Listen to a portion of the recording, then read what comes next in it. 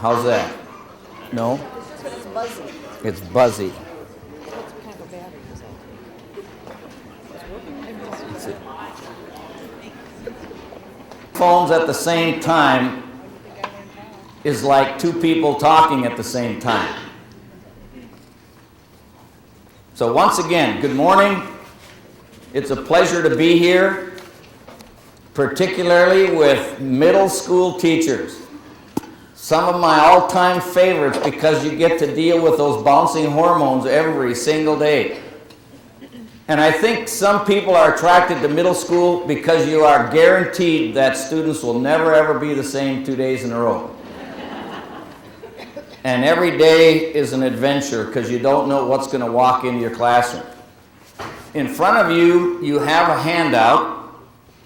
I'd like to have you quickly browse your way through. Pay attention to the second page because it is my way of saying thank you and an appreciation for what you do. So take a few minutes to read that and then work your way through the handout so you're familiar with where everything is because we'll be coming and going from this piece throughout the morning.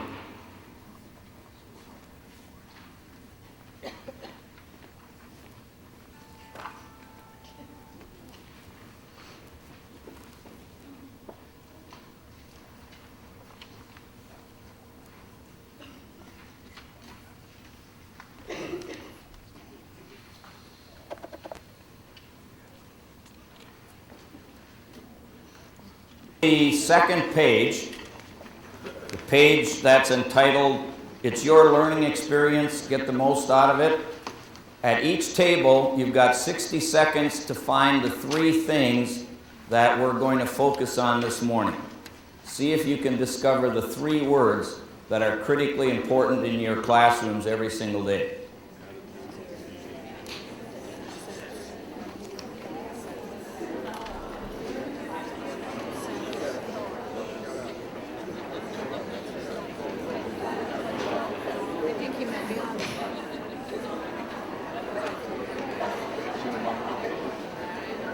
Okay, that's a minute. What's one of them? Attitude. Now, how did you discover that? What's another one? Meaning. What's the third one? Sense. Now, wouldn't it make sense when you want kids to learn that you make it easy for them to recognize what's important? What we call critical attributes. So that they don't have to guess and they don't have to stumble and it just jumps out. So let's spend a few minutes talking about those 3 terms. First one is attitude. Every one of you came in here this morning with something called an attitude. True or false? You did. Particularly an attitude toward learning experiences.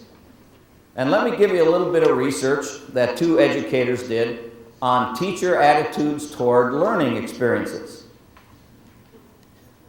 They studied teachers who had access to the opportunity to come into training and development and learning and found out that teachers bring with them one of 5 attitudes. So let me go over them, and as I go over them, I want you to ask yourself, which one of the 5 was the attitude you brought with you through those doors this morning? Ready?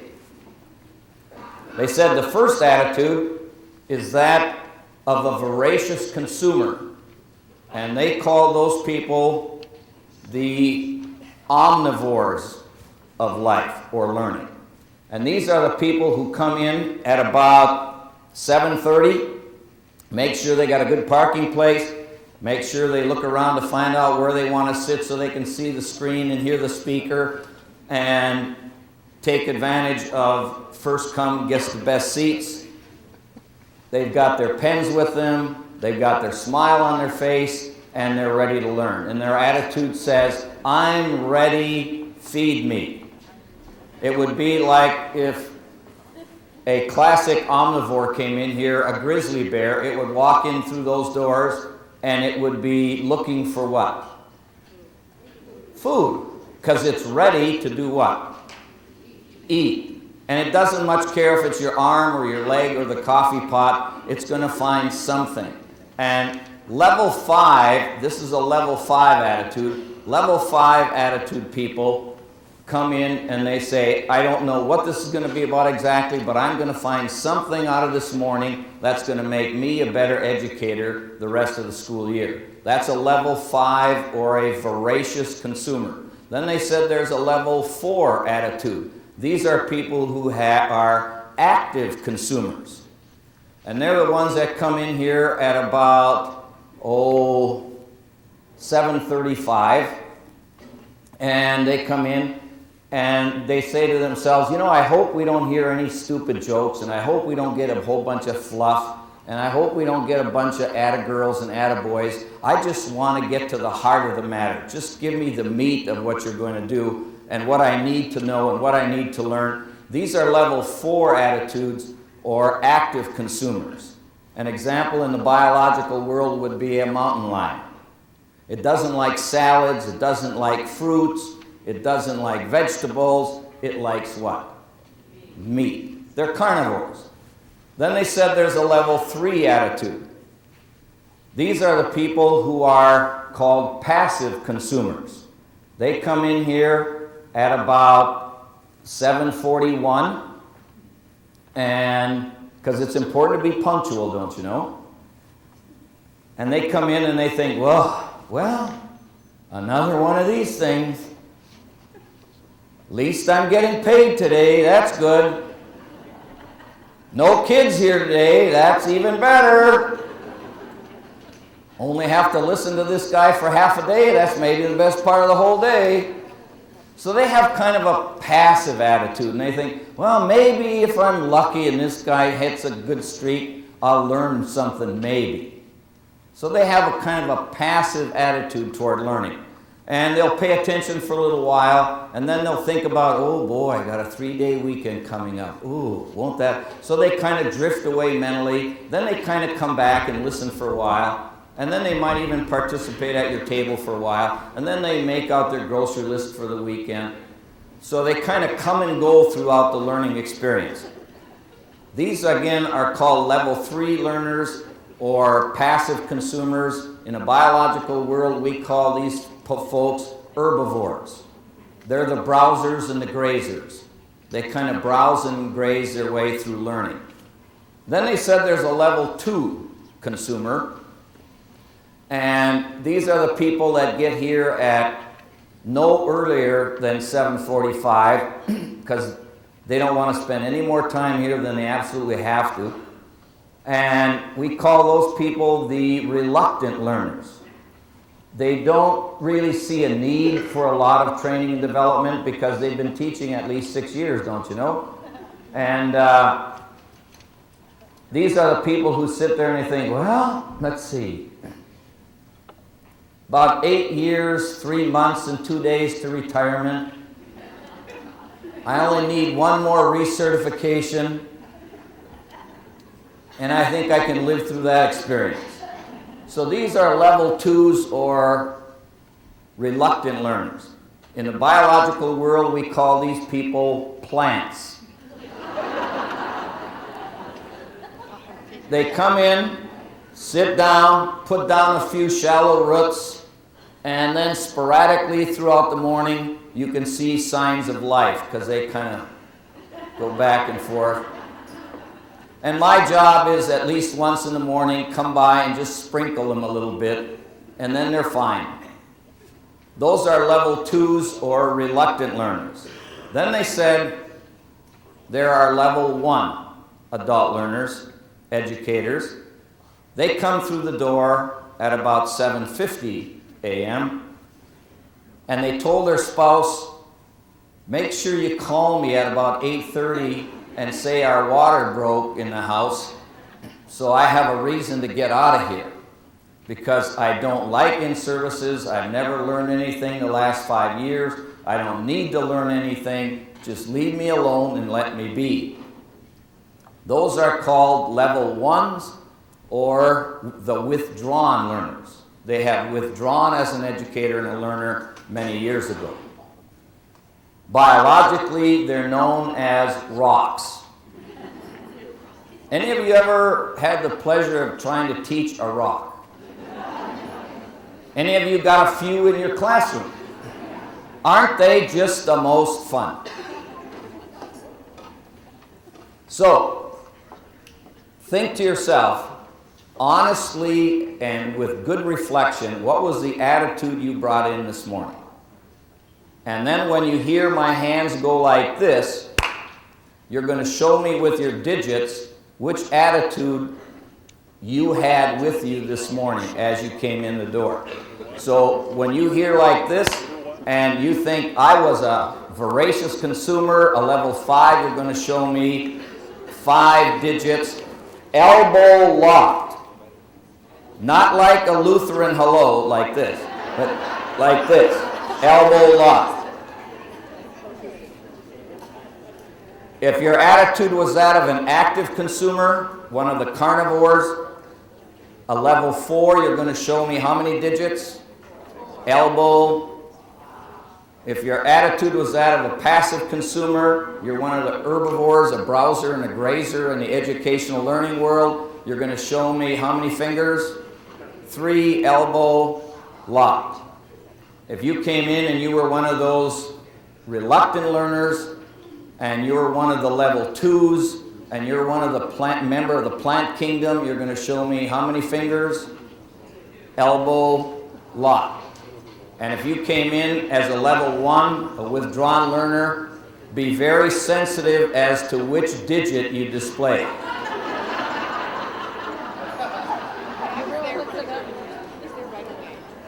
So think about the attitude you brought in and be honest, because you all brought one. Ready? Reflect. Keep them up so your colleagues can see who's lying. Look around. Look around. Okay. Thank you very much. Now, a few lessons to be learned when you think about this business of attitudes. First of all, every child that you teach every day comes with what? An attitude. And current brain research is showing and indicating that the very most important aspect of how much a kid learns in a given day is more dependent on their attitude than any other single factor. How much you learn today is more dependent on the attitude you brought in than anything I do today. Because it's your attitude that allows input. Second piece of information. I have found over many, many years as an educator that when I'm working with a group of people, I'm going to spend most of my eye contact time and smile time and attention to the people who are 5s and 4s. Why? They're the most ready. They came in. I don't have to get them ready. And I don't have to spend 20 minutes making sure they're functional. They already come in that way. And they come in and their attitude says what? Feed me. I'm ready. I want to get some of this stuff. I want to be as good as I can be as a classroom educator. So those are the people that I want to attend to most. So if you see me gravitating toward your table, it's because there's a whole bunch of 4s and 5s sitting there. If you see me moving away from your table, it's because there's a bunch of 2s and 3s there. And I don't have to be as attentive to those people. Now here's a little thing to think about as a classroom educator. When your kids come in the morning, who do you need to make sure you attend to first? The 5s and the 4s. Why? They're ready. Now, what happens if you ignore them for a while? They get unready. They get growly. They sound like grizzly bears and mountain lions because they're not getting what they came to get. So it's a mistake, I believe, pedagogically, to spend all of your early efforts with the ones and the twos. They aren't going anywhere. Have you ever noticed? Rocks are relatively non-mobile. They'll be there when you get to them. Plus, they don't mind just staying in a coma for a while. It's not going to bother them too much. I had a great mentor one time, and in my early years as a classroom teacher, and he said this, and I really found the wisdom of it. When in doubt, teach the living.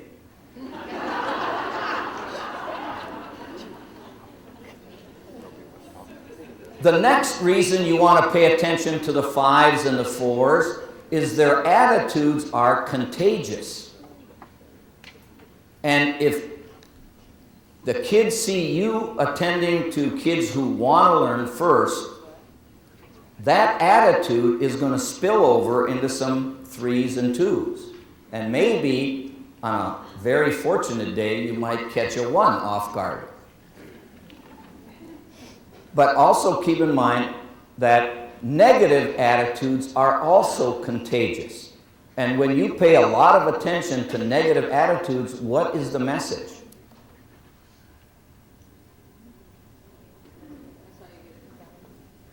Yeah, that's what you're valuing, and that's not the important thing.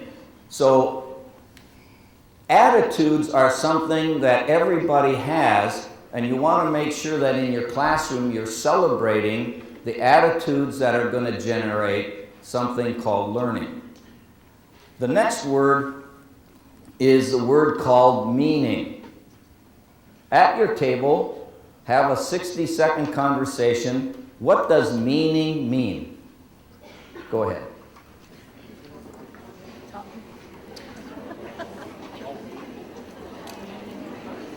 Significance has to be personal and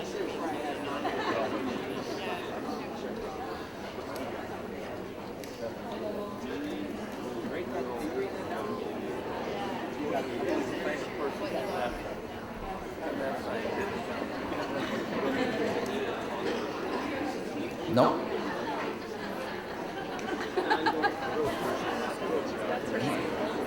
Look what you're doing.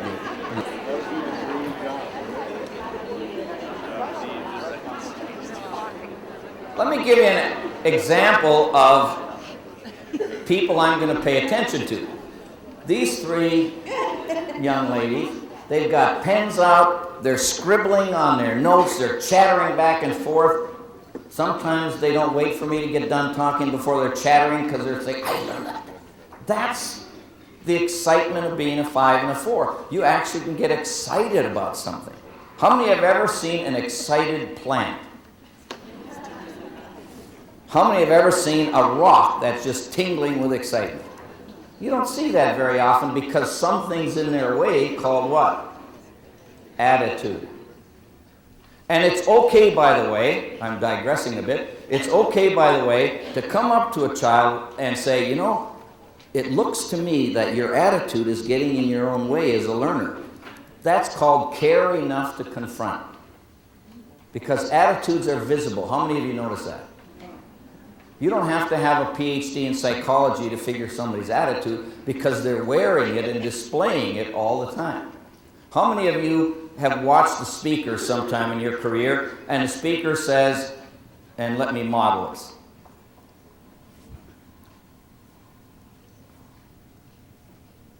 And I've got to get up here at least because I'm vertically impaired.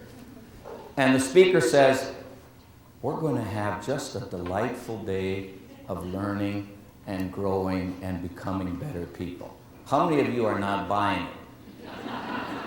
Because what is my attitude? My attitude doesn't match my words.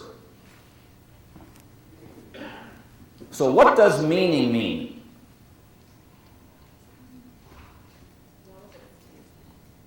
It has, good for you. Write that down. I need to write it down because that's better than what I was going to come up with. Meaning means it's relevant to yourself. It's significant in your world. It's important from your personal point of view. Now, in a classroom, things have got to be meaningful to who?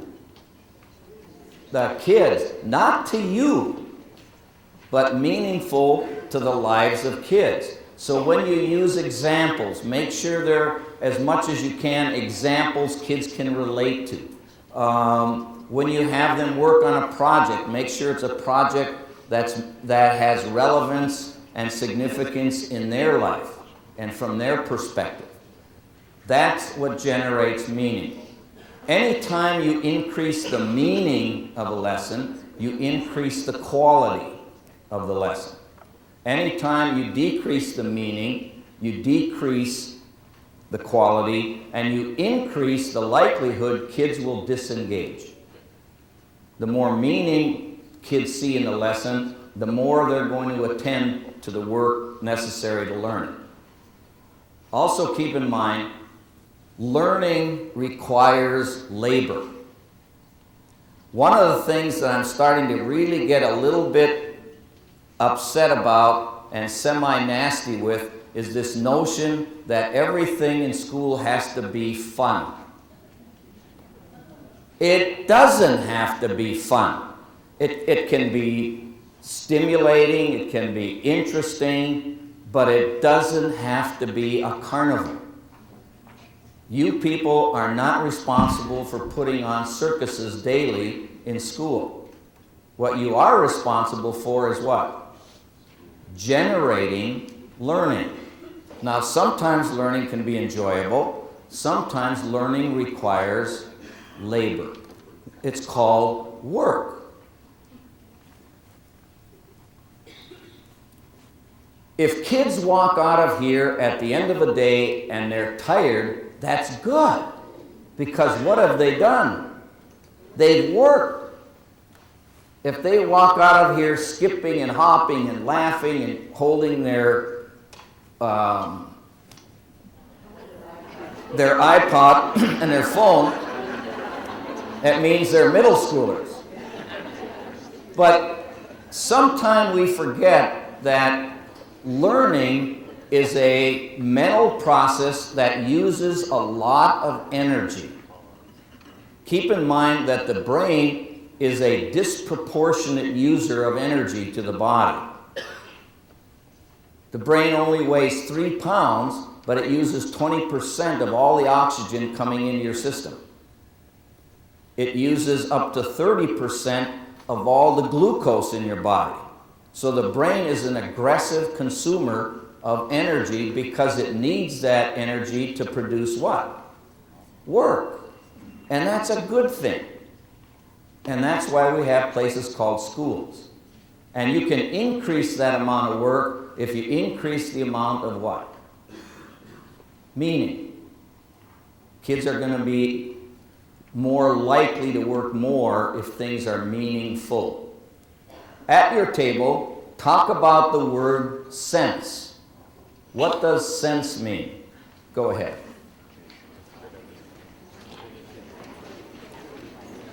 That makes sense to you.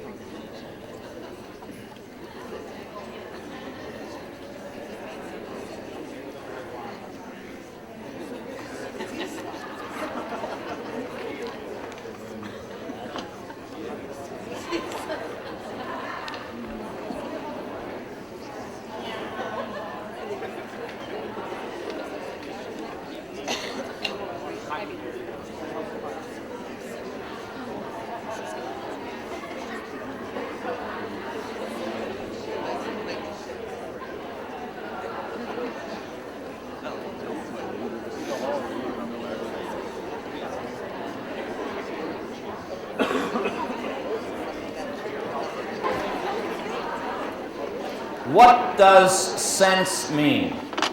How would you explain sense to somebody that didn't know?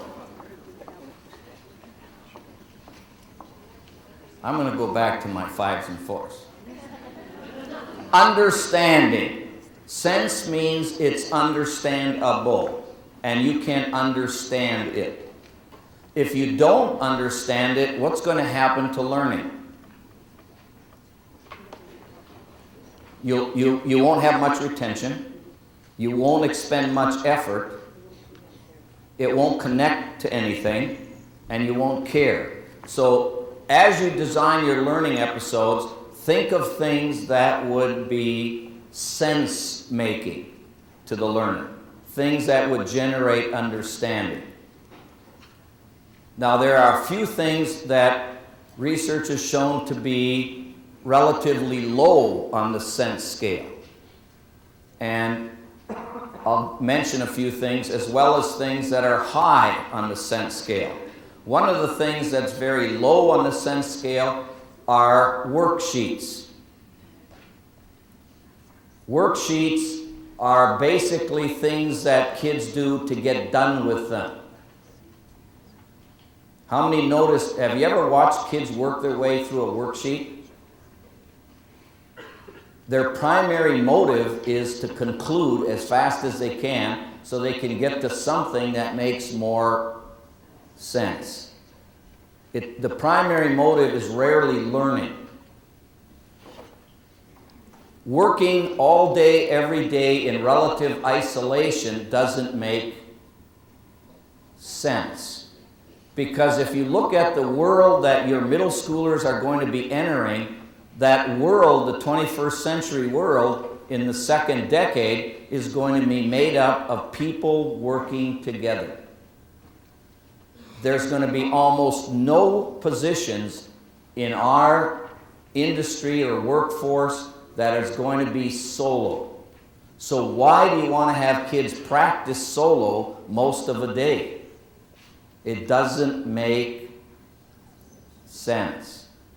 Don't you think it might be beneficial to have kids practice how to work together and how to learn together and how to expend effort in a similar direction together? That makes more sense. Good for you folks. If you look on the screen, and some of you are going to be very challenged to see it, you'll find that there are 4 cornerstones to what I'm going to do today. The first is that you folks are enormous decision makers. You probably make more decisions per day than almost any other professional. And you make those decisions at relatively high speeds. So we have to honor and respect the fact that educators are high-speed decision makers. How many of you, when you walk out of this middle school at the end of the day and you walk toward that parking lot, you're tired? Now, it's not because you've been running through the school all day, and it's not because you've been shuffling papers all day, and it's not because you've been talking all day. It's because you've made what? Decisions. And your brain literally has gotten tired. How many of you have had the experience, you get out of here, you drive home, you get home, and the kid says, "What's for dinner?" And you say, "Shut up!" It's because you don't want to make any what? Decisions. It's nice not to make a decision sometime when you've been busy making them all day long. So we need to honor and respect the fact that teachers are decision makers, and if you increase the quality of your decisions, you're going to increase the amount of learning. If your decision making is of low quality, you're not going to get the amount of learning in your class that your colleague is going to get if she or he is making higher quality decisions. And decisions based on ignorance generally don't lead to much learning. Decisions made on knowledge and understanding and wisdom are going to generate learning. The next cornerstone and you're going to hear this word, I hope, a lot in the Sioux Falls School District. The word is feedback. Feedback is an absolute, indispensable commodity to human learning. It's, I think, more important than any other single factor in a classroom. The quality and the quantity of feedback that students get from you, because you happen to be their instructional coach or instructional leader.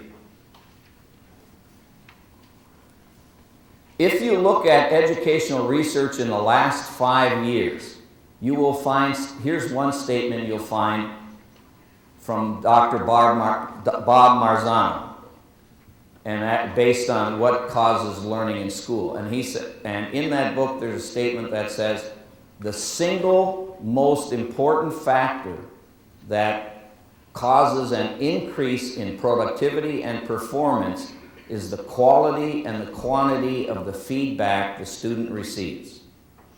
More than any other single factor, it's the quality and the quantity of the feedback you give students.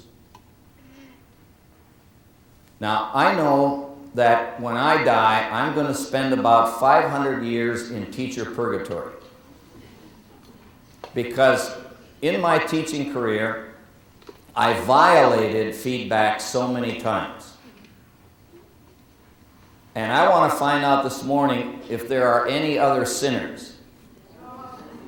So here are 3 ways of giving ineffective feedback. Good job. Raise your hand if you sin. I like to know I'm not going to hell by myself. Next one. Okay. Raise your hand if you sin. What does that mean? It's meaningless. They don't know what that means. What's okay? How much is okay? What caused it to be okay? How did it get to be okay? They have to guess. Here's the next one. Nice work. Raise your hand if you sin. What's wrong with that? It doesn't mean anything. It's meaningless. So feedback, to be effective in generating learning, has got to be meaningful. So let's take a quick look at what constitutes world-class feedback. There's 5 critical attributes. And if you aspire to be a world-class educator, make sure you understand how important it is to do world-class feedback. So here are the 5. First, feedback needs to be immediate. And immediate means within 24 hours. So if students do homework, they need feedback on that homework when? Within 24 hours.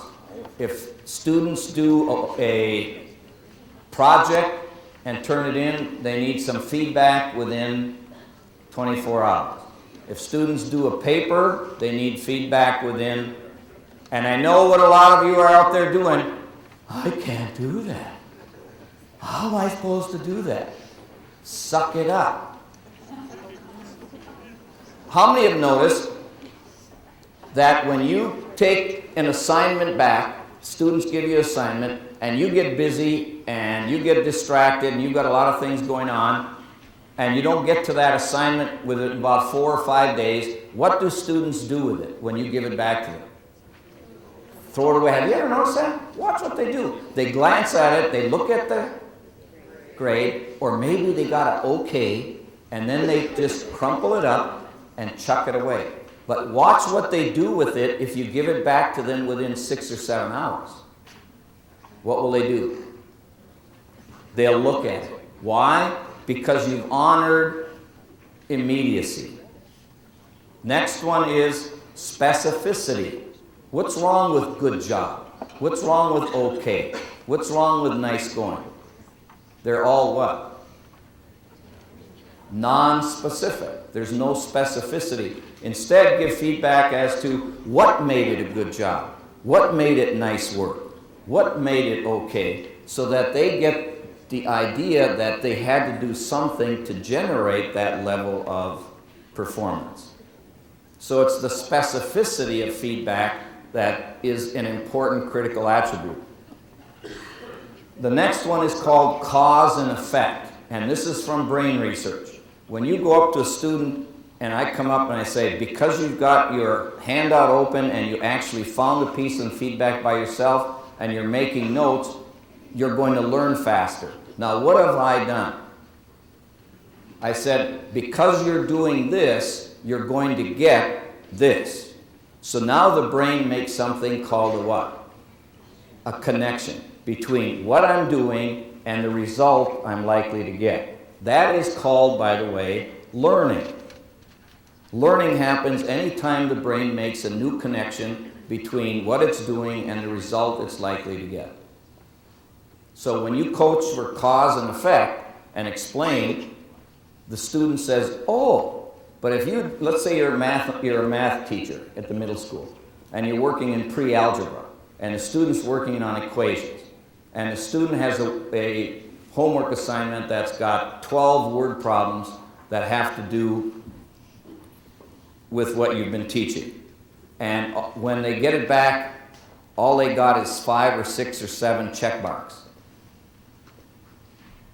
What do they know? They know they got it wrong. What else do they know? Nothing. But when you spend 15 seconds saying, because you took this part of the equation and didn't move it over that part, it caused you to get an erroneous answer. Now what does the student know? They know they got it wrong, but they know something more important. How to fix it. How to make it right. That's cause and effect. Next is called coach for growth. Coach for growth. Can the student do anything about what he or she did yesterday? No. What they did yesterday is what they did yesterday. Can they do anything about what they're going to do tomorrow? Yes. Let's say, for example, that as I was coming over here in the dark, and as you get older, your night vision decreases in acuity a little, and I'm looking for the right directions that Sandy gave me, which, by the way, were exactly correct and easy to follow. And I'm looking for the right street signs, and because I'm looking so hard, I go through a stop sign. And I go, ooh, I went through a stop sign. Does it do me any good to say, gee, I shouldn't have done that? I screwed up. I shouldn't have done that.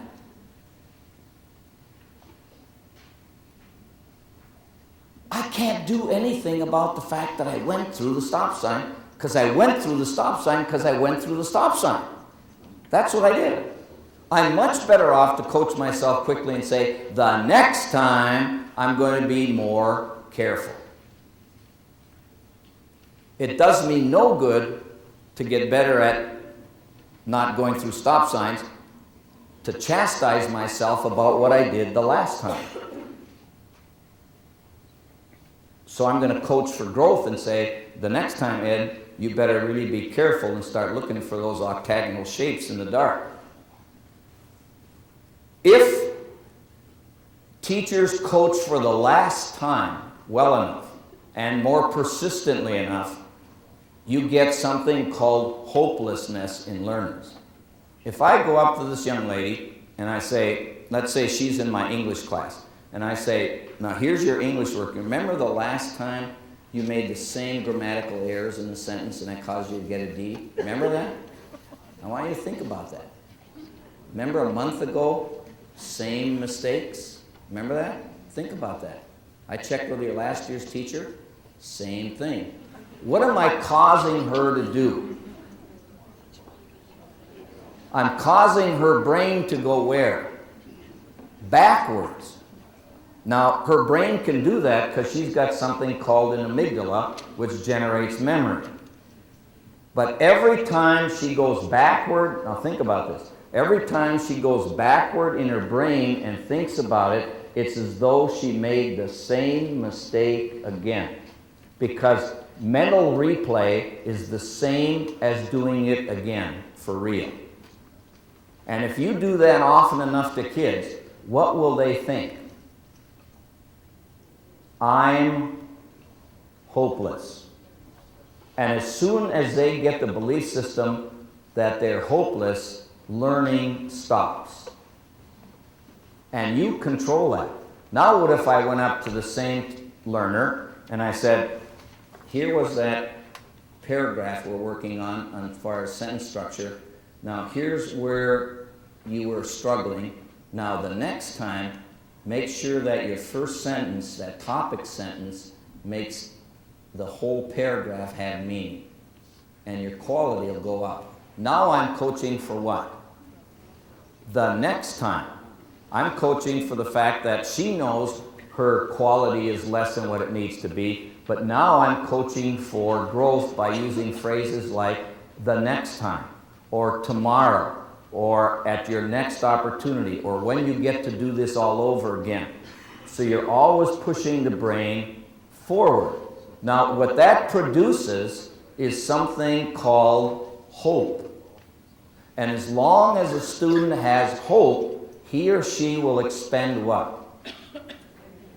Effort. They will work because there's hope for that person. I'm not going to expend a whole lot of energy if I believe I'm hopeless.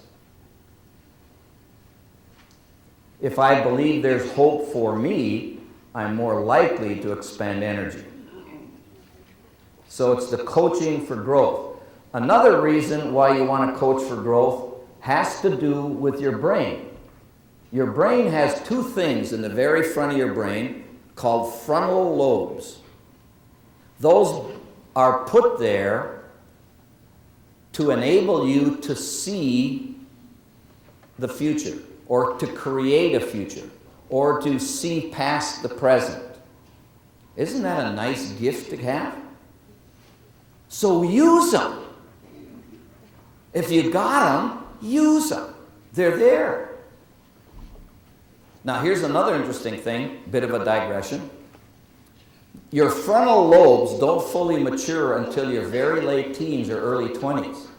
So don't expect miracles, because your kids' frontal lobes are still getting wired. And it really amazes me. Why in the world do we waste time in middle school talking about careers? Jeez! They can't even figure out what they're doing next 10 minutes. And you want them to map out their life? Those frontal lobes aren't ready yet. They literally can't do it. How many of you wondered why those of you that are relatively more veteran, I hate the word old, because I are one. How many of you that are more veteran and have, say, teenagers for kids are living witnesses to the fact that they don't project consequences well? They don't. They're still getting their frontal lobes wired. But you can help it by coaching for growth. Say, the next 5 minutes, maybe they can stretch it that far. But to think a middle schooler is going to map out a career, I have some really concerns about why we're doing things we're doing when biologically we're not ready to do them. It's kind of like asking an 8-year-old to go out and procreate. It isn't going to happen. The last element is called preserve dignity. When you provide feedback, preserve the dignity of the learner by coaching, and this is simple, coach what the kid did, not who the kid is. Coach the performance of the kid, not the performer. Coach the actions and not the actor. So you're always separating the deed from the doer, and you're coaching the deed and not the doer. That preserves dignity. I'm okay with the fact if somebody comes up to me and says, boy, your presentation left a lot to be desired because you da-da-da-da-da, and it resulted in da-da-da-da. I'm okay with that because they're coaching what I did. But I'm not okay if they come up to me and say, you really stink.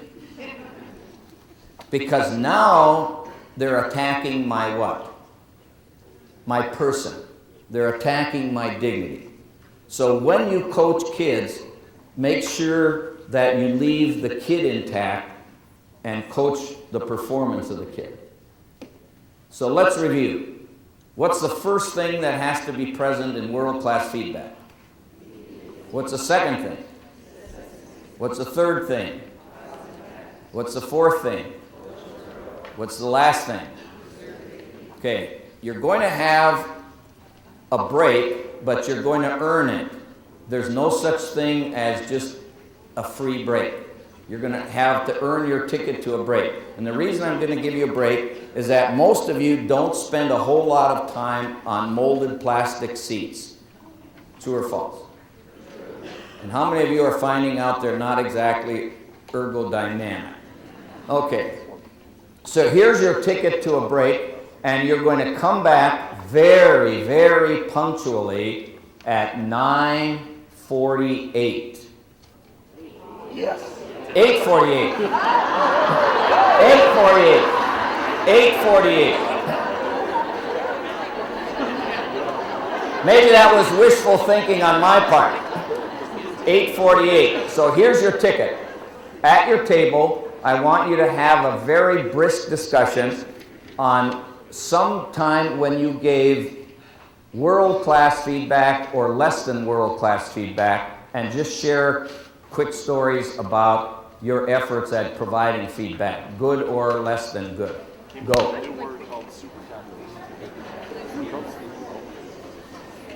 Teachers are responsible for making decisions in 4 realms.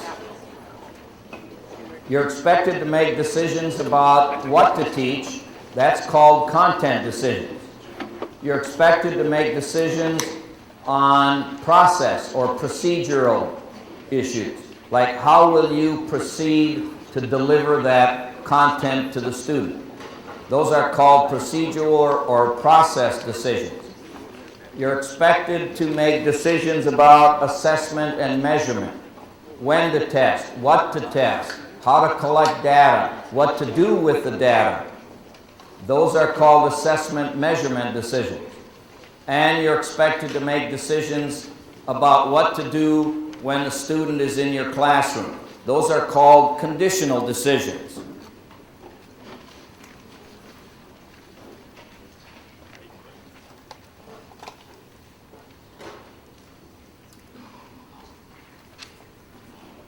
Of the 4, which is the easiest decision or area of decisions to make? Content. Why? Most of them are made for you. You've got curriculums, you've got curriculum guides, you have textbooks, you have standards, you have a lot of decisions and content already made for you. You've got syllabus, syllabi, you've got a lot of help to make those. Those are the easiest kinds of decisions, and the ones, by the way, in a normal day, you make the least amount of. Research has shown that later elementary and middle school teachers make upwards of 4,000 decisions a day. That's a lot. Of that 4,000, only about 5% are content. And they're easy to make. The next easiest is process. Process is questions like, what technology will I infuse into my lesson? When will I use a smartboard? When will I use a PowerPoint? Do I even have an overhead projector?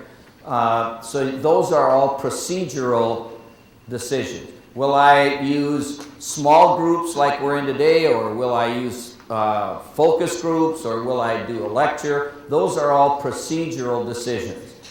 On an average day, that's going to be about 10% of your decision making. Not many. The next one is assessment and measurement. Those are questions that you have to decide upon, like when do you test, how often do you test, when do you check for understanding, how do you check for understanding, how do you collect the data, what data do you collect, what do you do with the data when you get it. Those are about 10 to 15% of your decision-making numbers in a day. Now let me digress again just a little bit to talk very quickly about data. And you'll find that I'm a bit opinionated. I think it is very unfair to judge a teacher or a kid by one test given one day, once a year. It doesn't make sense. And if it doesn't make sense, we've got to stand up and say, it doesn't make sense. There are too many variables. You're better off to collect data over time. That is why I'm very proud and pleased with the Sioux Falls district administrators, because in the process by which you are supervised, it is by collecting data about your performance over time. Would you like to have your professional career determined by one visit, by one administrator, one day, once a year?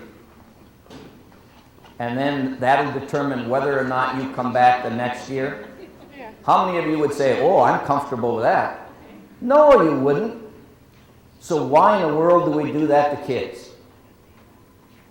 It doesn't make any sense. So in Sioux Falls, you are supervised over time, and you are given feedback when you are supervised. That's a great model, because it makes sense and has meaning for you. Next, with assessment and measurement, is be very careful about data. Because when you collect data that is numerical in nature, you collect what is called outcome-based data, which is good, you have to have it. But outcome-based data only tells you what you got, what your results were. What percent of your kids reached proficiency? What percent of your grades were A's? What percent of your kids are highly proficient? Outcome data that is numeric in nature produces just that, outcomes. It tells you what you got, but it does not tell you why you got what you got. In order to understand why you got the results you got, you have to generate process data. When did we test? What time of day did we test? What did we do to get the kids ready for the test? All of those help you understand why you got the results you got. Does that make sense? And then you put the two data pieces together, and then you make decisions. Let's say that I'm not feeling well. And as I'm doing this presentation, I'm thinking, man, I am just not myself. I'm just not doing well. So as soon as I leave today, I go to the Sioux Falls Clinic and I meet with a physician and say, man, I just am not doing well. And the physician takes my temperature. Now, what kind of data is he collecting? Outcome. Why? It's numeric, right? And he takes my temperature, and it's 99.9. And then he sits down, pulls out his pad, and writes me out a prescription for hemorrhoids. Am I going to be a bit dubious? Because what has that physician done? Collected one piece of data, one time, on one day, and made a decision. How many of you do the same thing? But because she's a very adept physician at the Sioux Falls Clinic, she not only takes my temperature, but she takes my blood pressure, and she takes my pulse rate, and she checks my lungs and my heart. She's still collecting what kind of data? Outcome, numerically based data. That tells her what? What I am right now as far as vital signs.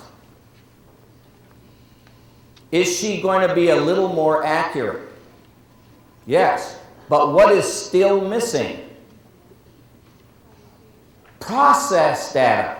And because she's a very adept physician, she asks, well, what did you eat yesterday? Or what are your sleeping habits? How much stress are you under? How much weight have you gained or lost lately? Now she's collecting what? Process data. And she's going to take the outcome data and the process data, put them together, and make a diagnosis. And then a prescription. But do you know what No Child Left Behind says? You do one test, one day, once a year, and it determines whether or not your whole school makes adequate yearly progress. And if it doesn't make adequate yearly progress in 2 to 3 years, you have to reconstitute your school.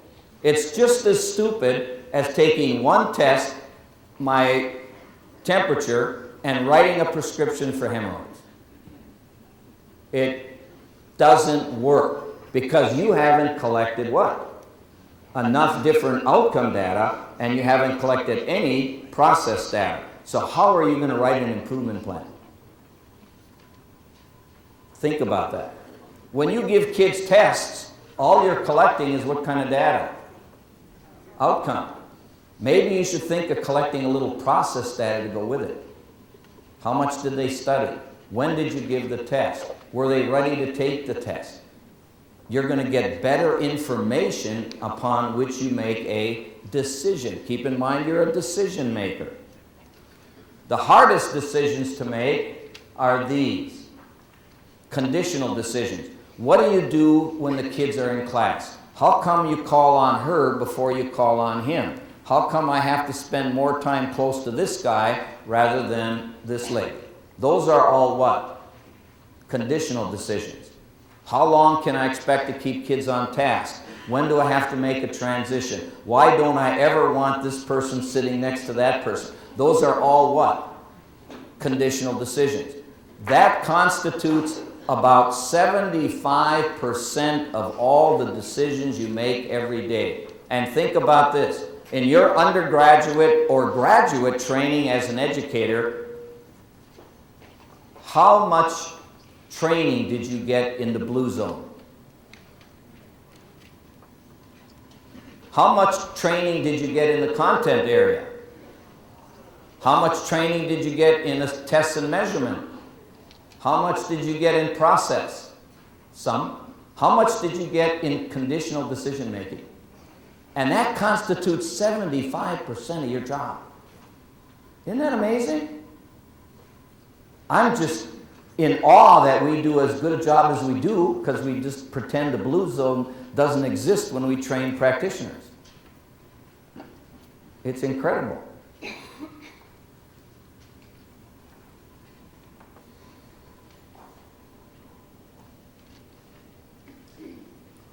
In your book, we're going to take a whiz-bang tour through vocabulary because I promised I would. And I'm going to make an assumption that you are astute, intelligent readers, so I'm not going to read this stuff for you. But I am going to just highlight a few things, just so you get an understanding of what each of these pieces means, because you're going to be given coaching and feedback about your ability to deliver in each of these dimensions. And it's important to know vocabulary. And by the way, Think about this. One of the indicators of a profession is that it has a unique vocabulary. When a physician speaks to a physician, what language do they speak? The language of medicine. When a lawyer speaks to a lawyer, what language do they speak? The language of law. When an engineer speaks to an engineer, they speak the language of what? Engineering. When an educator speaks to an educator, we need to use the language of what? Education. The language of learning. That's why we're using vocabulary, and that's why we're using terminology. I don't want one teacher to go to another teacher and say, you know, that was a good thing you did today. Well, duh! What is a thing? We got to get a little more explicit. That was a good example of level of concern in your classroom. Now we're speaking the language of learning, the language of our profession. And by the way, any group of people without a specific vocabulary is not a profession, it's a job. I hope you want to be professionals. One of my dear friends is a lady named Helsha, and she's an Apache Indian educator. She's a wonderful lady, and she's in charge of raising her granddaughter. And being a wise educator, Helsha has this little thing that she plays with her daughter called Word of the Day. And each day, the daughter learns a word, or granddaughter learns a word. And she was relating this story, and she said the word of the day was cooperation. So she teaches the word, explains the word, gives examples of the word, and then throughout the day, as much as possible, she uses that word. And by the way, that's a pretty good way to teach vocabulary. So she sends the little girl off to day school. She's 5 years old, and picks her up at the end of the day and brings her in the car, and she said, well, how did the day go? What had happened today? And she says, Granny, you'll be so proud of me. She said, I copulated with everybody.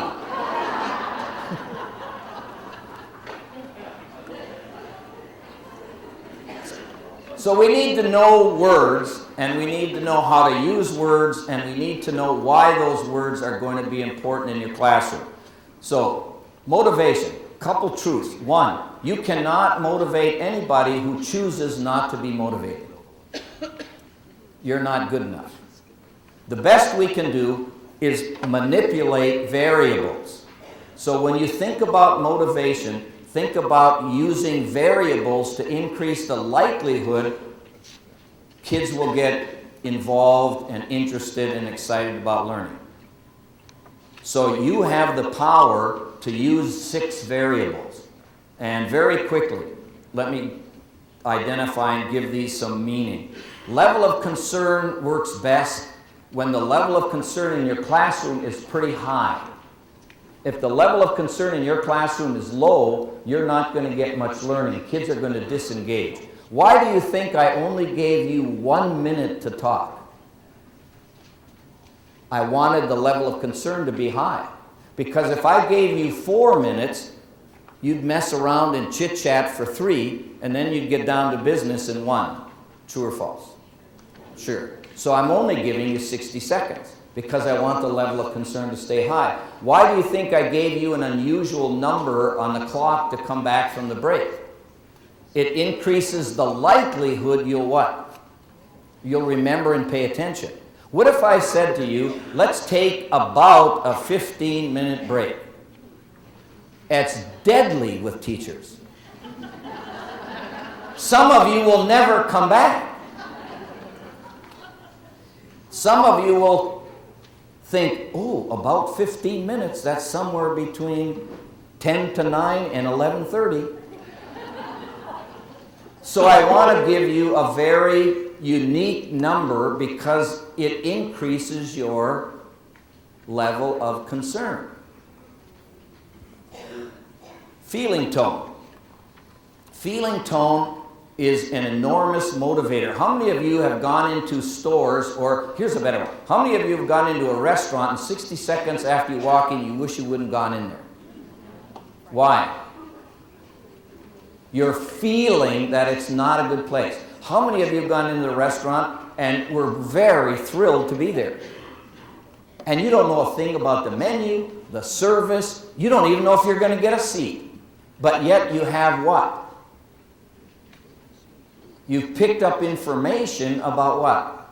The feeling tone. Now, raise your hand if you think your kids do the same thing when they come to your classroom.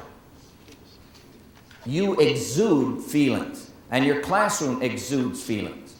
And the way everything is presented exudes feelings.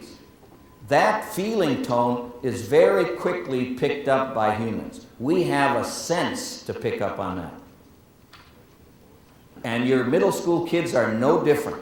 So you got to ask yourself, what am I going to do and have them see, feel, hear, smell, think, taste within the first 60 seconds so that they think, boy, I'm glad I'm in this classroom.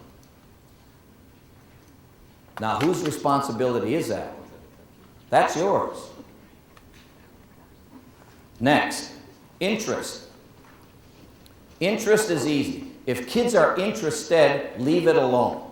If kids are not interested, you have to do something to jack up the interest. Why do you think 90% of all elementary teachers love to teach dinosaurs? Because kids love it. You don't have to wheel a Tyrannosaurus Rex in front of your school just because it's dinosaur time. Because kids are already interested. But if the interest level is low, you've got to do something to what? Jack it up. One of the best teachers I ever taught with was a guy by the name of Tom Diffley. And he taught 10th grade, and he taught poetry. Now think about this. If you ask the average 10th grader to list 100 things in life that she or he liked, where would poetry be? It'd be 99th, one above death. And Tom would let the word out that on Monday he was going to start talking about American poets. And it was really embarrassing for me because kids would cut my class to go to a poetry class. Now that's demeaning if you're a teacher. But what he would do on Monday morning, he would come into the school and he had black shoes, black socks, black slacks, black shirt, black tie, black hat, and he'd walk down the hallway very slowly talking to a dead crow. And he'd do that all the way. And guess what was coming behind him? Students cutting my class. Because what did they want? They wanted to go to poetry because it was so mesmerizing. Now, he used that technique to generate what? Interest. Why? Because he's smart enough to know that poetry is not a really hugely exciting thing for a lot of 10th graders. Now, what would have happened if he did that 14 days in a row? The principal would call him in for some psychological evaluations. So, interest is something that you have to choose very carefully and sporadically. And if interest is high, leave it alone. Madeline Hunter always used to say, you don't bring in an elephant to teach the color gray because it's a distractor. Because what are all the kids looking at?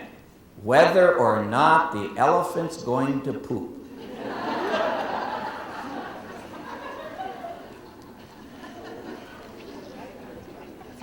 The next element on page EI2 is success. Very quickly, this is simple, but it's new information and new research. Kids with a high degree of prior successes are going to take more risks to learn. They have more risk ability. Kids who have had a prior history of frustration and failure are not likely to take many risks to learn. They need more assurance. So when you work in your classroom, particularly with assignments and projects that involve a little risk, and you have kids that are low performing, they need more practice, they need more time, they need more repeats to develop enough assurance and confidence to take the what? The risk. Otherwise, they will avoid the homework or the project. Kids who have been successful in the past can take greater risks. So you want them to have a more difficult assignment because you want them to feel that it's risky to see if they can make it and finish it or do it correctly. But risk has to do with prior successes or failures. Risk ability. Next is something you've already heard before. Kids need knowledge of results. Take 60 seconds to look at the definition of those 5 critical attributes of feedback. Now the 5s and the 4s, I bet, have already found this. The 2s are saying, oh, be darned, it's already written for me.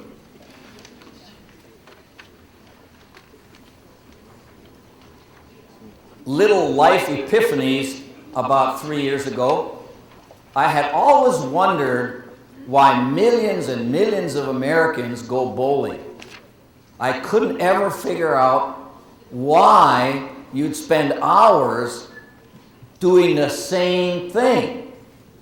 Get the ball, hold the ball, step 3-4 times, roll the ball. And I thought, why in the world are you doing that stuff? And then I went, Alexandria opened up a new bowling alley, real brand new, just gorgeous bowling alley. So I said, let's go take a look at this thing. Because they also had a nice restaurant in there and a bar and grill. And it was just a nice complex. So we went in, and I looked into that bowling alley, and I had this epiphany. I thought, I know why people bowl. You know why? Feedback. Think about this. They roll the ball, they have this giant screen at the end, and it immediately tells them how many pins they knocked down, how many pins are still standing, where their ball went to knock down those pins. That's called what? Which of those 5? Immediate and specific. And then they get the ball back, and an arrow shows them where their first ball went and where they have to go with the next ball to knock the rest of the pins down. That's called what? Quick. Growth-oriented and cause and effect. So then they roll the next ball, and the pins go down, and then they get this little doo-doo-doo-doo-doo-doo. That's called what? Preserves dignity. Because if they roll a gutter ball, it doesn't go, nah, nah, nah, nah, nah. It doesn't do that. But just think about that. A modern bowling alley gives world-class feedback. That's why people keep doing that thing. Now just think about this. Let's say that on this bowling, they're going to have a special bowling day, Tuesday, and they take a big sheet of canvas and they pull it all the way across the lanes just in front of the pins. And you can bowl for free.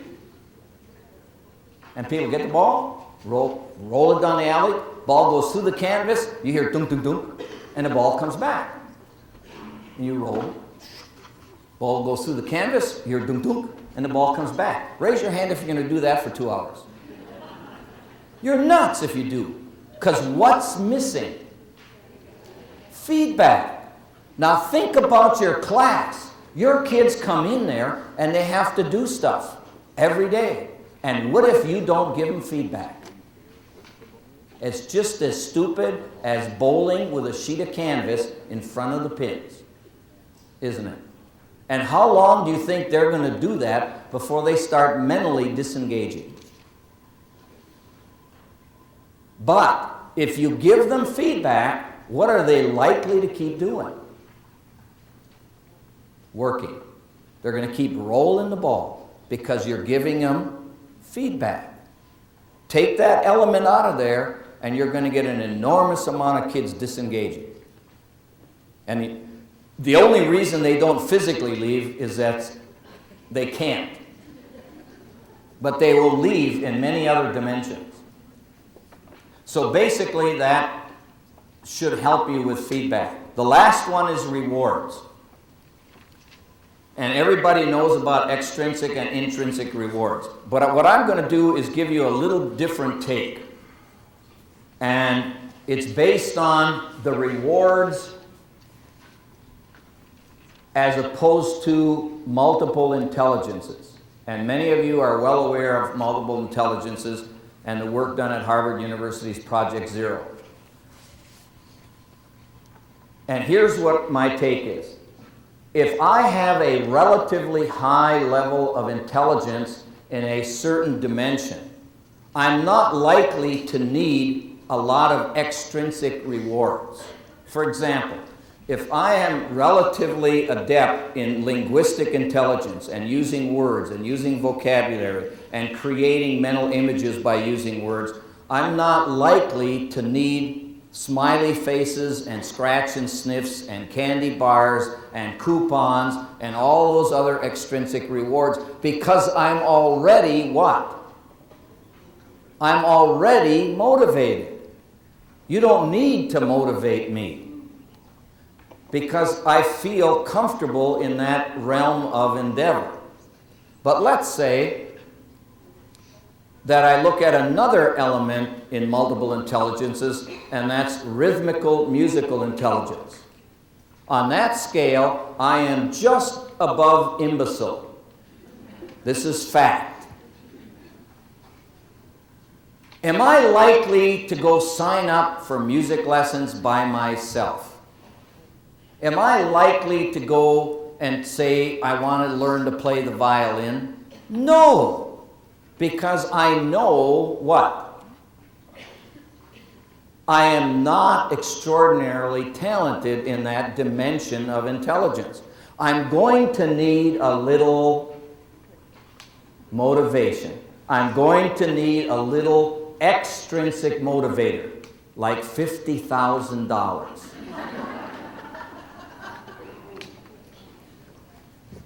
Several years ago, I was in Australia leading a group of people through Rotary International called a Group Study Exchange. And we were in New South Wales, Australia for 6 weeks. It's a great program because Rotary picks 4 or 5 young professionals in different fields and then one experienced older person, me, to lead them. So I had a team of 4 plus me, and one of them was an architect, one was a realtor, one was an assistant district attorney, and one was a teacher.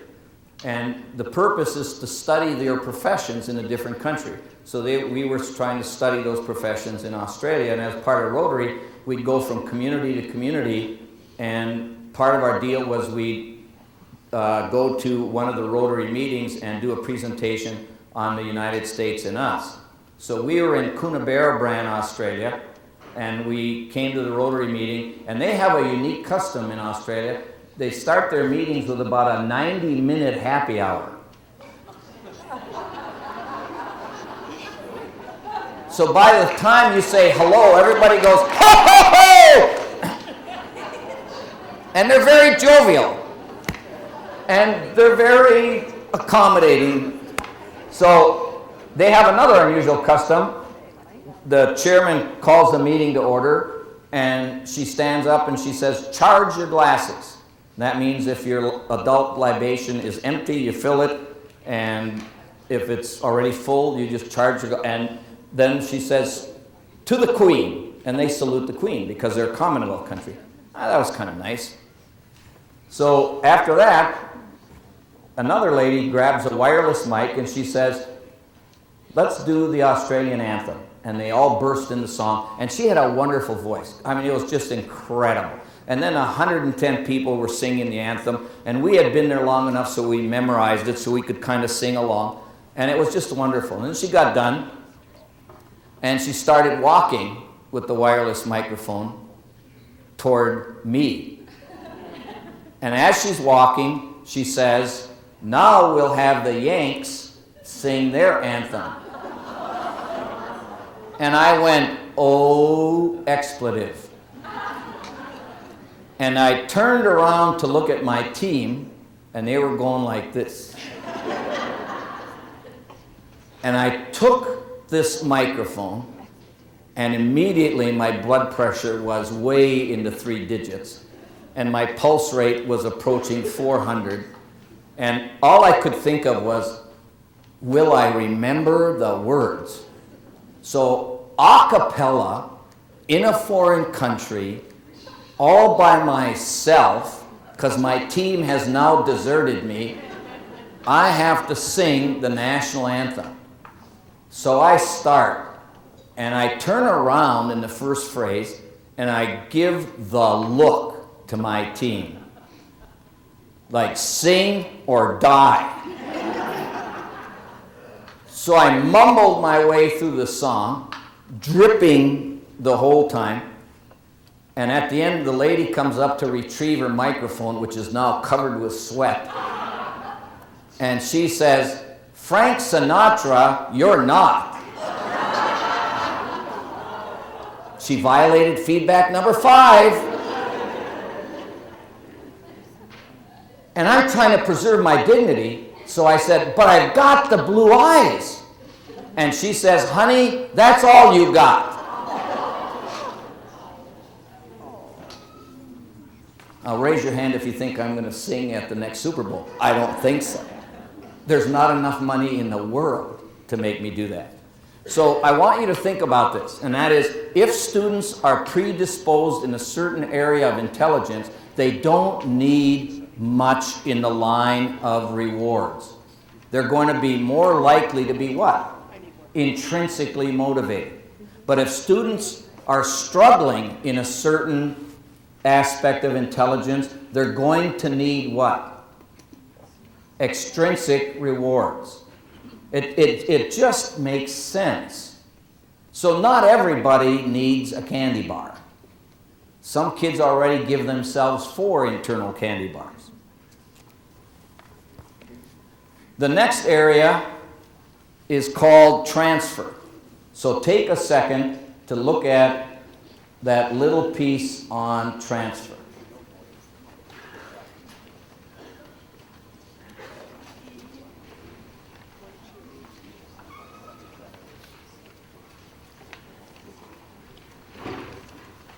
Transfer means that when students learn something in one environment, they can take and use it in another environment. Transfer also means that when you learn something well, you can go to the next area and have a high likelihood of doing well because of positive transfer. If you learn something less than well, you create negative transfer that's going to get in the way of learning in the next situation. That's why we want to make sure that kids learn something well before we go to the next piece. It's because of transfer. Transfer also, in my mind, dictates how important the subject is. Why is reading the most important thing we teach? It's only one reason. What's the reason? Transfer.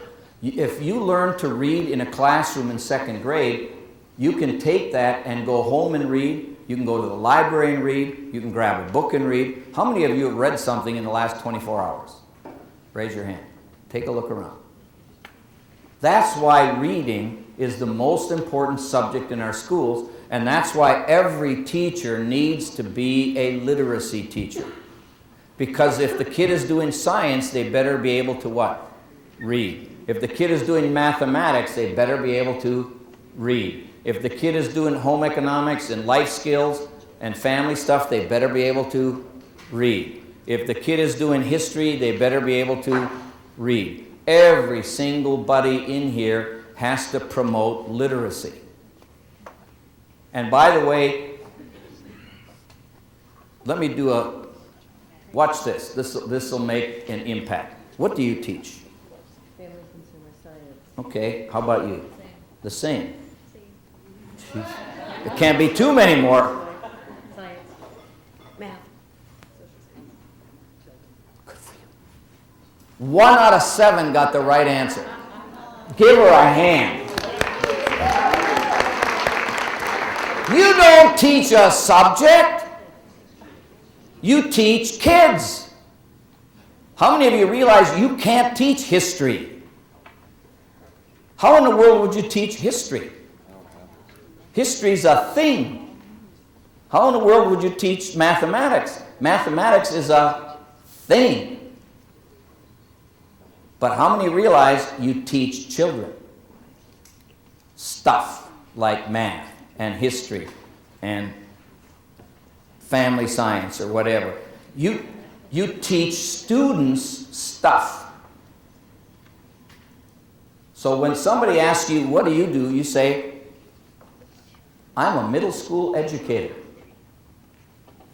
And by the way, let's do a little vocabulary. What's the difference between a teacher and an educator? Let me give you the roots. The word teach comes from the Greek language, and it means literally to bring in that which is without. To bring in that which is without. The word educate comes from the Latin educare, which means to bring out that which is within. What would you rather do? How many would rather educate? To bring out that which is within the learner. How many would rather teach? Just bring a bucket of goodies and dump it into an empty brain every day. No. So call yourself what you are. You're a middle school educator. There's a big difference in those two words. I was on a flight once from Minneapolis to Los Angeles, and I got on a plane, and I was going to attend a conference. In fact, I was speaking at it. So I sat next to this person who obviously was a business person because he had business suit, business tie, business face, business hair, business briefcase. And he said, well, what do you do? And I said, well, I'm a teacher. And he said, what grade do you teach? And that kind of bothered me for some reason. And I thought, doggone it. So on the way back from the conference, I'm on a different airplane, different seat, different business person, same face, same attache case, same haircut, same everything. And we had this mundane conversation. And he said, what do you teach? And I said, well, I'm an educator. He said, what do you do? And I said, I'm an educator. He said, oh, what university are you in? Think about it. Be what you are. Now, transfer. There are 4 elements that cause learning to go from one place and to get used in another place. And you have them in front of you.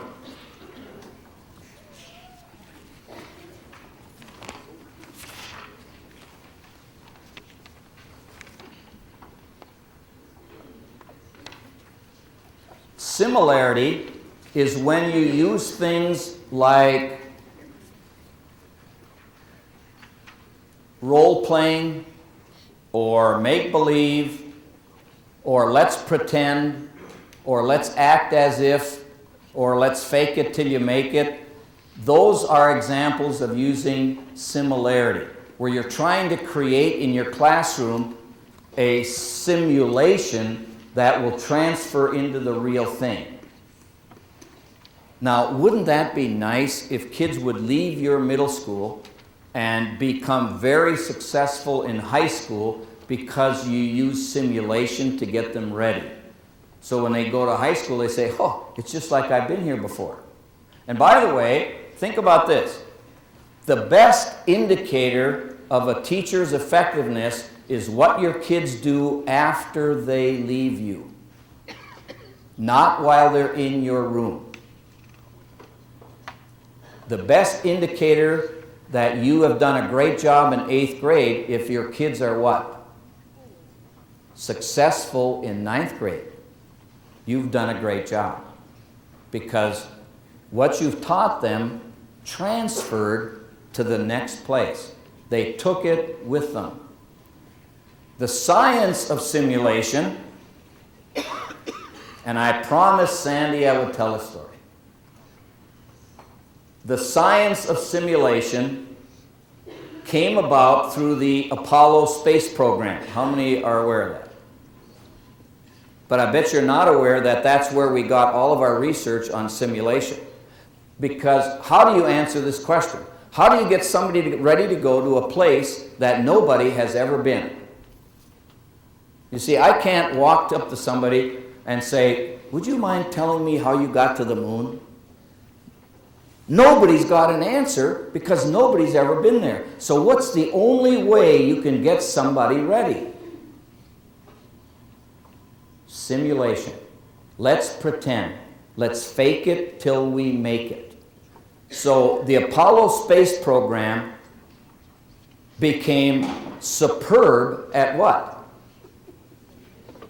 Simulating. Role-playing. They did everything as let's pretend we're doing it. And then they did. In fact, they did it so well that in 1969, and some of you who are on the planet, how many know exactly where you were when that happened? I mean, within 1 meter. Now, why do you remember that 40 years later? We'll get to that later. It's called emotion. It's called emotion. Emotion elicits memory. So we were watching a fuzzy black and white television screen, and we saw Neil Armstrong walk down a rickety little aluminum ladder and became think about this, the first human being to ever stand on anything except Earth. Just think. That is enormous. To stand somewhere for the first time in the history of humanity other than Earth. And he said something that a lot of you have your kids memorized. And I bet you memorized it yourself. He said what? This is one for man, one leap for mankind. And then he said something that is even more important to you than the first one. And you're going to memorize it. Because it was so important. Here's exactly what he said. He said, just like drill. Just like drill. He repeated it. Now, what was he saying? Just like drill. Just like drill. The simulations and the practice and the make-believe and the fake it till you make it were so good that the real event was what? Just like drill. And I've got to thinking, 30 years later, I got to thinking, wouldn't it be great if the kids left my classroom and went out and then came back and came to me and said, just like drill. Just like drill. Because what would I have given them?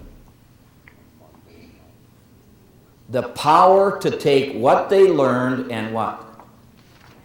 Transfer it well and use it. Wouldn't that be a gift to give your kids? And wouldn't that be maybe the highest response as far as your ability to generate learning when kids come to you and say, just like drill. Just like drill. Well, then Mr. Armstrong did his famous short moonwalk, and he came back to the ladder and he was ready to get on, and he said, good luck, Mr. Gorski.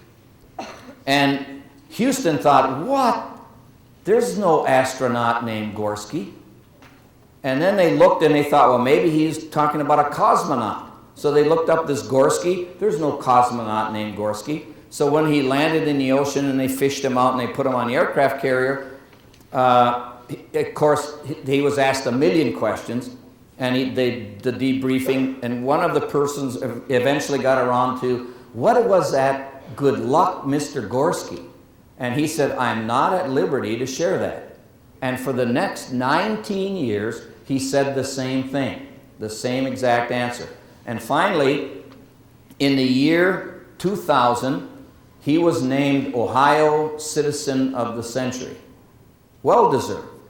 And he went to a big banquet to honor him and accept the reward or award. And a reporter with a great long-term memory came up to him and he said, you know, I still remember what you said. And Neil Armstrong said, yeah, I know. And the guy said, well, what is this good luck, Mr. Gorski? And he said, well, I'm at liberty to share this because the Gorskis have passed away. When I was a little guy growing up in Ohio, I lived next door to the Gorskis. And my friend and I would be in my backyard and we would be practicing playing baseball. And one of us would pretend to be the batter and one would pretend to be the pitcher. And my friend was the pitcher and I was the batter. I hit the ball and it went over the hedge and into the Gorskis' backyard. So I ran through the hedge to get the ball, and the window was open in the bedroom, and I heard Mrs. Gorski say, sex! I'll give you sex when somebody walks on the moon.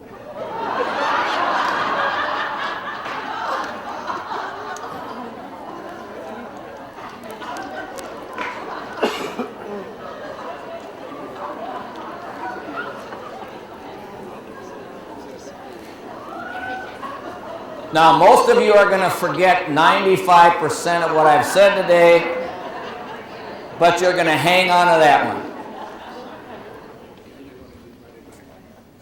Association, I got to bring you back to.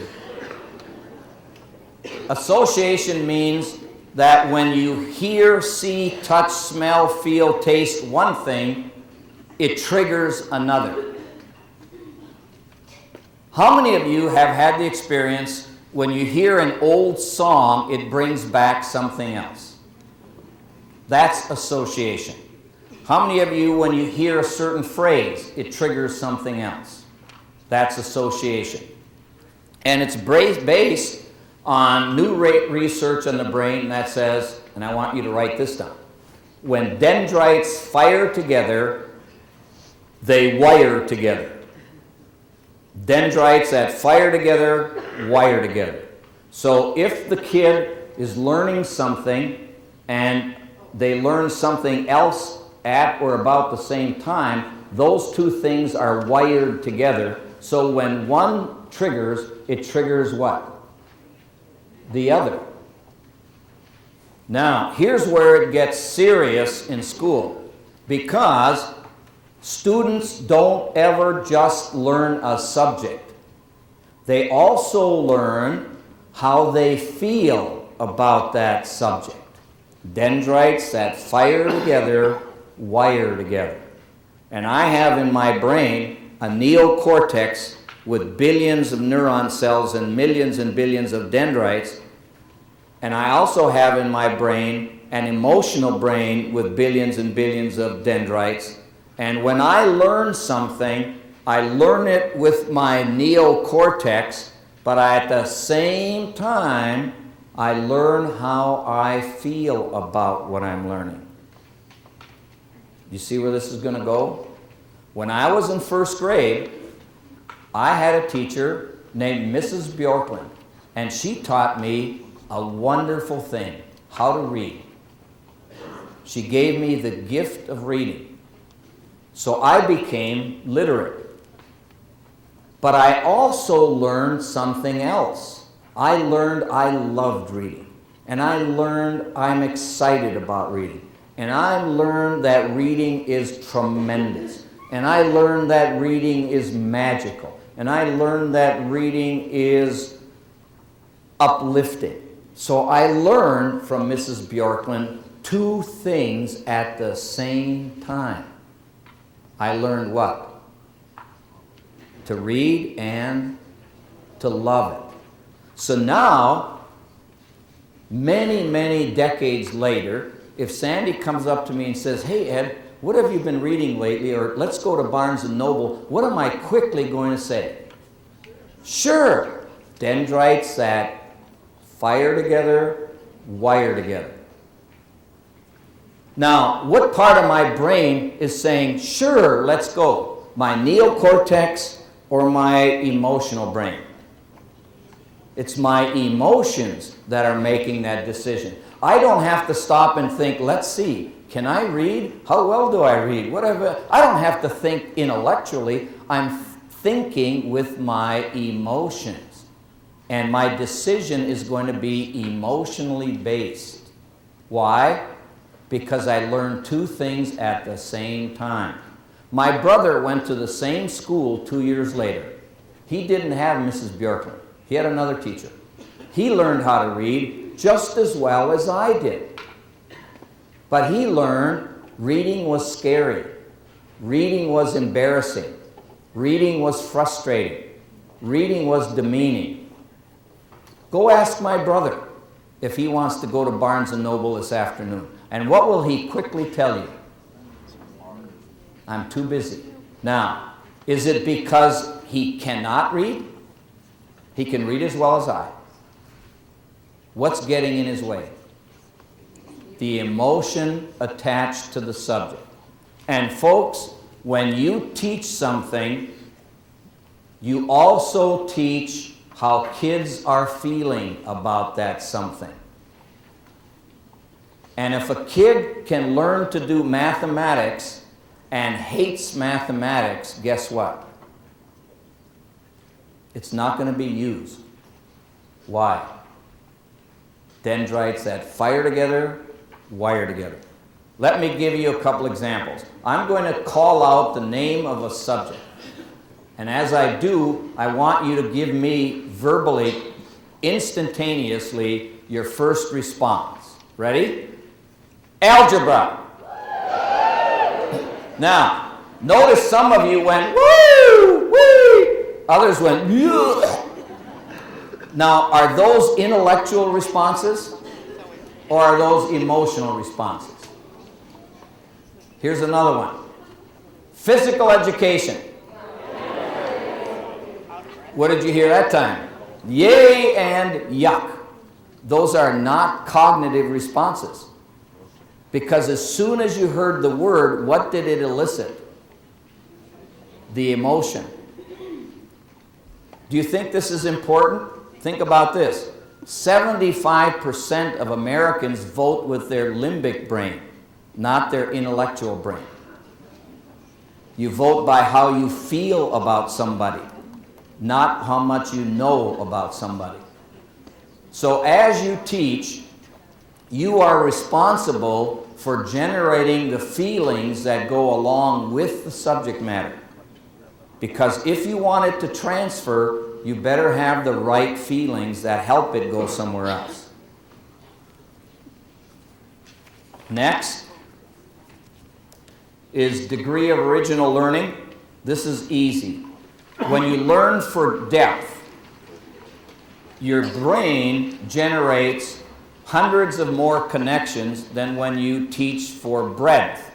And the biggest single complaint that's valid that I hear educators say over and over, and complete the sentence for me very quickly. We don't have enough time. Notice nobody has said money or resources or materials. The most complaint or most valid complaint is you don't have enough what? Time. You've got too much curriculum and not enough school day. And we have to say, wait a minute, that is wrong, because what it forces you to do is teach for what? Breadth. Because you don't have enough time to teach for depth. And when you teach for depth, you almost guarantee no transfer. When you teach for depth, you guarantee transfer because your brain has made thousands of more what? Connections. And if your brain doesn't make connections, you eliminate what? the ability to take the learning someplace else. So when in doubt, teach for depth. So if you don't get to the end of the book, so what? If you get to the end of the book and the kids stop learning at page 90, you got a problem. It might make you feel better, but nothing happened that's going to go anywhere. So when in doubt, teach for depth. I did an analysis 4 years ago in a 5th grade curriculum, and I looked at United States history, because normally that's taught in most schools in the United States in 5th grade. And on the average, United States history is taught in 5th grade about 3 days a week, about 25 minutes a day on a good week. That means in 1 week, you get about 75 minutes, is that right, of history time. And in that time, you have to teach everything from the beginning of humanity to 2009. And if you break that down, the Civil War takes 2.5 periods. And what do kids take away from that? Some guys in blue fought some guys in gray, and the blue guys won, and Lincoln got shot after he freed the slaves. That's about it. Now, are you teaching for breadth or depth? Breadth. But what if you slowed it down a little and you said, I wonder if there was any science done in the Civil War? Raise your hand if you think there just might have been. Like steel battleships? Was there any medicine done in the Civil War? Was there any music written in the Civil War? Was there any art done in the Civil War? Was there any social issues that might have been just marginally addressed in the Civil War? Yeah, but what don't kids ever get a chance to explore? The connections. The connections, because we're scurrying through the curriculum. Madeline Hunter used to say, if you're going to cover the curriculum, you better bring a shovel, because it's never going to get recovered by the learner. It's as though you never taught it. How many of you have heard a kid come into your class this fall and you say, remember when you did that last year? And the kid looks at you and said, we didn't do that last year. Raise your hand if you heard that. And you said, well, I know you did. Kid says, no, we didn't. And you said, I know you did because my best friend taught you last year, and I know she taught it. And the kid looks at you and says, no, we didn't. What are they really telling you? It's gone. It's as though it never, ever happened in the brain. So we have to realize that that third piece, degree of original learning, is huge. The deeper you understand something, the more permanent it becomes. If you teach in a very superficial way, you're going to always generate forgetting. And your curriculum literally is teach, test, forget. Last is critical attributes. I'm a believer in that learning is easier if you teach the kids critical attributes first. What makes something something? What makes a formula in math a formula? What makes a sentence a sentence? What makes an experiment an experiment? Those are critical attributes. When I was in 2nd grade, I had to memorize the definition of a sentence. I bet you did too. And here's what I memorized. A sentence is a complete thought. Raise your hand if you did. Yeah.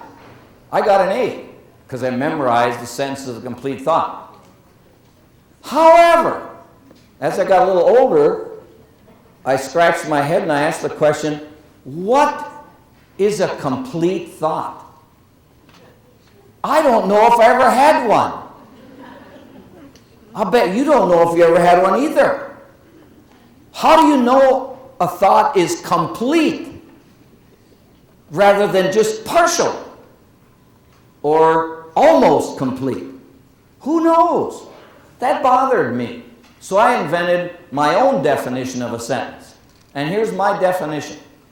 And I want you to think about it, because I'm talking about critical attributes. Let's see if you can pick them out. A sentence is a bunch of words that when you put them together, it has meaning and makes sense. What's one critical attribute of a sentence? It's a bunch of words. Now, how big is a bunch? 2 or more. So if I see, oh, I can think, I'll bet that's not a sentence because it's not a bunch. But if I see, red the apple is, that might be a sentence because it's a bunch of words. Next, they have to be what? Put together. In our culture, they have to be put together how? Left to right, horizontally. Right? Red the apple is. It's horizontal and it's a bunch of words. It could be a sentence. What's my third critical attribute? Makes sense. Red the apple is. It's not a sentence because it doesn't make sense.